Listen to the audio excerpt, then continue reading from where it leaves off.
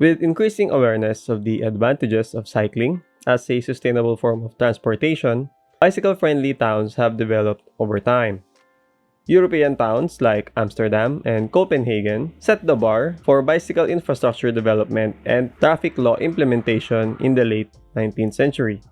In the middle of the 20th century, as cars became more popular, fewer people rode bicycles.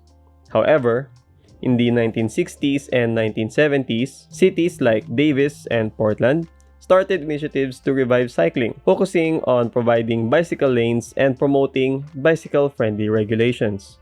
Cities like Amsterdam and Copenhagen improved their bicycle-friendly programs during the 1980s and 1990s by putting in place extensive bike infrastructure, traffic management plans, and limits on vehicle access. Cities throughout the world started to become more bicycle-friendly as a result of European success. Innovative initiatives like Ciclovia, which temporarily bans automobiles from some streets to encourage cycling and walking, have been implemented in cities like Bogota. Cities like Barcelona, Paris, and London have seen a rise in popularity for bicycle sharing schemes.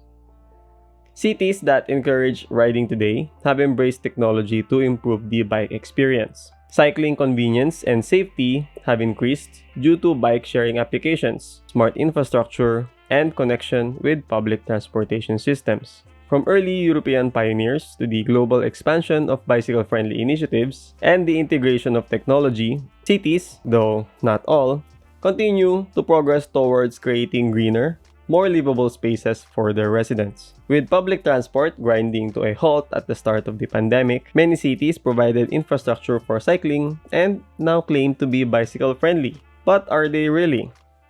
This video is a discussion on the indicators or factors that make a city bicycle-friendly.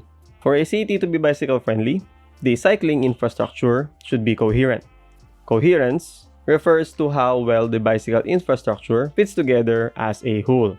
The network must connect all points of origin and destination for cyclists, particularly the most crucial ones, giving people the option to travel by bicycle while also integrating it with other forms of transportation, such as the rail system and buses, is what coherence is all about.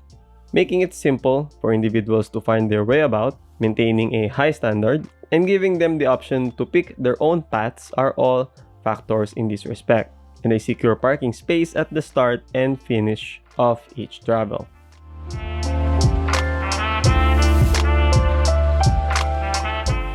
Directness allows bicycle to take the shortest, most direct path possible, minimizing alternative routes. People will often utilize motor vehicles if the distance traveled by bicycle is lengthier than by car. However, if it is easier and faster to utilize a bicycle for short distances, many drivers are prepared to do so. Cycling is also beneficial to health. For those without a car, riding a bicycle allows them to go further in the same amount of time than walking, giving them more time to accomplish other things. Cycling is also less expensive because cyclists seldom waste time looking for parking. Consideration should be given to all elements that affect travel time, such as traffic signal delays, crossing busy main highways, diversions, severe bends, and many more.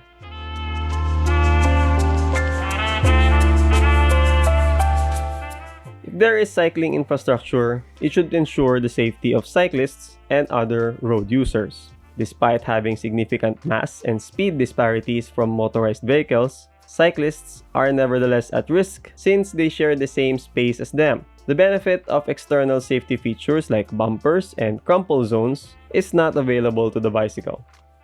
By creating a buffer in time or space, encounters with rapidly moving motorized vehicles should be averted as much as possible.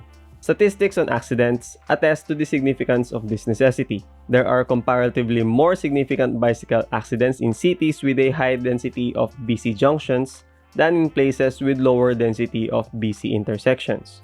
Safety is important on several levels and is subject to a range of influences. The cycling infrastructure should adhere to the following points of interest: reducing the amount of time spent on relatively risky roadways, combining the most direct and secure routes, Clearly marked routes and signs are provided so that cyclists don't have to exert extra effort to find their way. Using clear, basic environmental design to reduce the amount of traffic solutions. Separating various vehicle types when there are noticeable variances between speed. And slowing down motorized traffic in areas where conflicts can occur. Additionally, visibility is a significant concern that should not be overlooked when it is dark or raining because these situations make riders more vulnerable.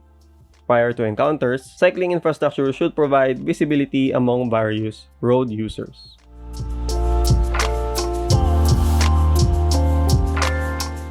This deals with the inconvenience and delays brought on by bike infrastructure bottlenecks and flaws that demand more physical effort. We are aware that riding is less pleasant when it is interrupted or requires significant effort. Cycling may also be discouraged by the unpleasant vibrations that result from inadequate or improper surfacing. The key takeaway is to provide a smooth surface to reduce stopping and inconvenience brought on by other vehicles and weather.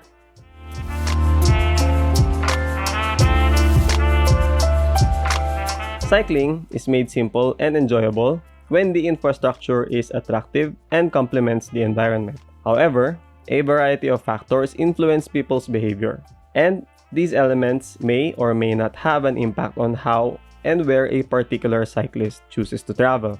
Cycling perceptions vary greatly from individual to another. It is more crucial to pay attention to cyclist concerns and address them with design changes. Regardless of how technically sound a design may be, if cyclists don't want to use or utilize the infrastructure, it has to be deemed a failure. To sum it up, the network, road sections, junctions, and road surface are the 4 tiers of bicycle infrastructure design that these standards should be adhered to. All these cycling-related quality standards should, in theory, be met by the road environment. Therefore, the factors discussed in this video may be used as criteria to determine whether or not your city is indeed bicycle-friendly. Infrastructure should be changed if it does not fulfill the minimal requirements for any of these criteria in order to be called bicycle-friendly. Thank you for watching.